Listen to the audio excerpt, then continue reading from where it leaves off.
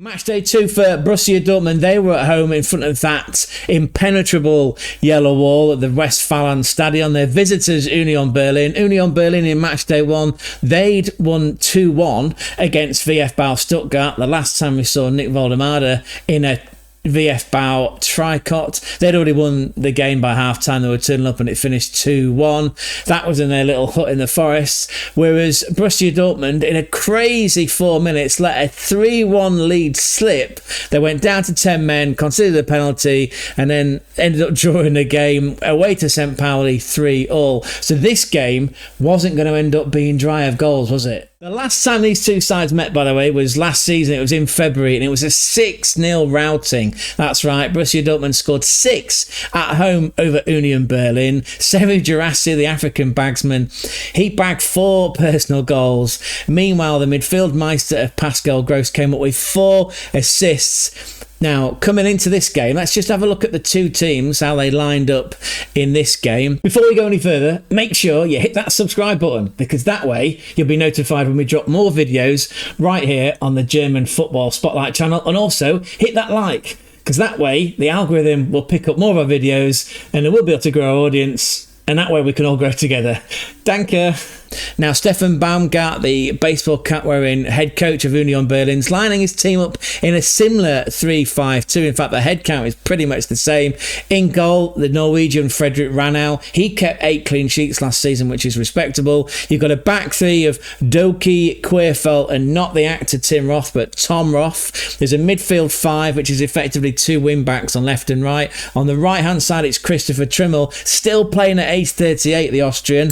We'll clap that one in. On the left, it's the Norwegian Robert Skov. You've got a midfield 3 of Haberer, Kral, and in the middle, it's Rani Kadiri, younger brother of one-time Los Galacticos, Los Blancos, Sami Khedira, who played for Real Madrid. And then up top, you've got the Serbian Ilic sporting a Terry Butcher-style red headband alongside Ilias Anser. Ilias Anser had the answers against VfB Stuttgart because he scored their 2 winning goals in their win 2-1 in match day 1.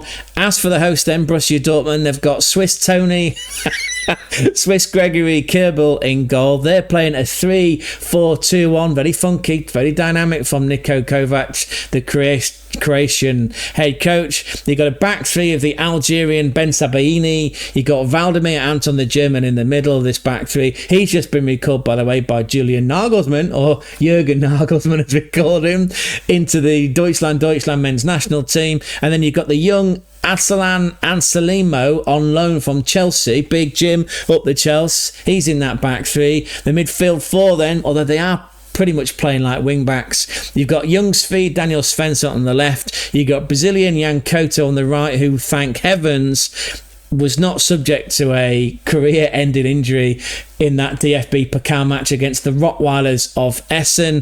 The midfield 2 pretty much playing like a double pivot. You've got Jude Bellingham, younger brother of Jude, alongside Marcel Sabitzer. And then the attacking 3, you've got Maxi Bayer on the left. Julian Brandt, we love him, don't we, Gonzo? 29 now, but still looking young in that Alice band on the right. And up front, it's the talisman, it's the African bagsman, it's Seru Guirassy, who just cannot stop scoring. There were goals in this game as well. There was 3 of them. Not all credited to Seru Guirassy, although he did bag himself a brace. Let me walk you through the events, because of course it did take until the 44th minute before Borussia Dortmund managed to break the deadlock and register a goal. Now, on that theme, we should give some credit to Christopher Baumgart for the way that he's structured his team. He's clearly came out and played with a low block, making the pitch very compact with a back 7, which you could argue is pretty boring. But again, neither Gonzo nor I, neither of us have any FIFA Pro licensing or qualifications to comment on what it's like to set up an actual professional football team. But we have played a lot of Football Manager, and I'm sure that a lot of you out there will recognise the fact that when you go away from home and you are the underdog, it's probably worth sitting back in a low block, inviting the pressure, stopping people from getting crosses in, and then set yourselves up for set pieces. Make sure that you can break on the counter-attack, having one guy out front at all times, but just keeping the pitch very dense and making it difficult for the opposition. Maybe it's one for Ole Werner, head coach of RB Leipzig, to take note, because of course he went with his RB Leipzig team away to the Allianz in match day 1 and got absolutely spanked through playing a very ambitious high defensive line, and it just left himself exposed at the back. Again, we're not professional coaches, we just play a lot of Football Manager and watch a lot of fussball. Anyway, 44th minute then, Jan Couto down the right channel, turns Robert Skov inside out. In fact, the way he put the ball past him was very analogous to Mark Overmars, the one-trick pony. There's a blast on the past. Arsenal fans, Manchester United fans might well remember the diminutive Dutch winger. He only had one trick, didn't he? Not the ball around the guy and run around him. It's pretty much what Jan Couto did. On his right foot, brought the ball back inside, check, on his left foot, swung the ball into the middle, and all credit to Sergio Guirassy. He managed to confuse the fuck out of his marker, Leopold Querfeld, who did have a bit of a nightmare in this game. Turned his man inside out, did old Guirassy, and with his right foot slammed the ball into the roof of the net. No chance of Frederic Ranau, and it was 1-0 on the 44th minute. And that, my friends, that is always a beautiful time to score, isn't it? Because you punch the morale out of the opposition because they've conceded just before half time. It changes the entire complexion of the team talk. I'm pretty sure that Christopher Baumgart would have thrown that hat off in the dressing room at half time, because you've got to come out and then set your team up again to try and get a goal back. That didn't happen, because on the 58th minute, and this was a scintillating team goal, by the way, Asllani, the Argentine, he's come up because Dortmund have managed to find a way to pin Union Berlin back into their own half of the pitch. And Solani with the ball through into the middle to Guirassy, looked over his shoulder, he's flicked it around the corner to his left to Maxi Bayer. They've dynamically kept running, but they've figured out this funky 1-2. The ball's back. First time snap pass from Maxi Bayer. Guirassy's now galloping into the box, and almost Palenka-like. I say that because he was literally on the penalty spot. It's a little cheeky chip over the top of the advancing Frederic Ranau. Guirassy keeps running because he just needs to make sure that the ball is actually, with that check's been bounced and gone into the goal, which it does. Honestly, you got to go and watch that on Ask Jeeves. I know Mark Goldbridge, who's now covering the Bundesliga on his That's Football channel, which is fantastic, by the way, because all the more eyeballs on this bangers Liga, this Bundesliga, because it's one of the highest scoring leagues in Europe. All the more eyes we can get on this league is just brilliant. Anyway, yeah, go and check that goal out. As a team goal with a innovative finish at the end, almost Panenka-like, over the top of Ranau. It potentially should be a goal, if not of this season, and a goal of this half season, because of course they take a winter pause, a winter break in December. There was a bunch of substitutes, as you can see, from either side. Christopher Tremel, the old man, probably run himself into the ground, age 38. Woo Yong Jeong, the Korean, comes on for Alex Kraut. Ollie Burke, former Werder Bremen player, he comes on to go up front, replacing Alsa Answer. And Derek Kern once of Werder Bremen, so they were raped and pillaged when they in the summer transfer. He comes on for Robert Scott. Felix Nemetja comes on. This is very pivotal because on the 81st minute, it's a corner on the left-hand side, taken as an in-swinger by the Swede Daniel Svensson. It's gone long. He's clearly aiming for the back post. Vladimir Anton gets up and beats Leopold Querfeld in the air. The ball bounces in around the penalty spot. Julian Brandt's running round, but he gets out of the way, and Felix Nemetja unleashes a rocket of a shot. It's a half-volleyed effort into the ground. Frederic Ranau cannot see because the penalty box is congested, obviously because his goal came from a set piece. He's got no chance, and it's a thunderous strike, and he gives it this. Go and check it out on Ask Jeeves. It's a very distinct celebration, probably more distinct than the old 1960s Midlands hand jive.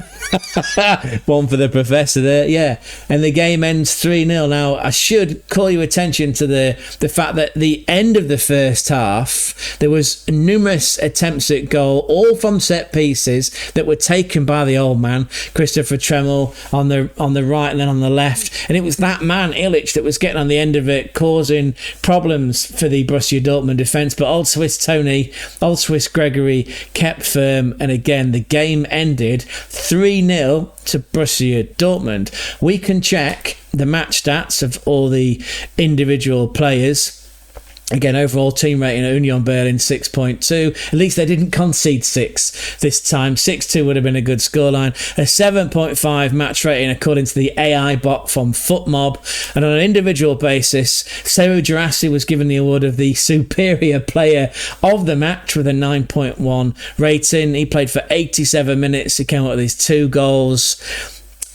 2 goals from 40 touches, 10 of which were in the opponent's box. And again, please go and check out that finish, that team goal with that innovative clipped chip over the top of the keeper. Go and have a look at that. Jan Kuta again, he came up with an assist. He played for a full 90 minutes. He was devastating. Have a look at Jude Bellingham, 7.2.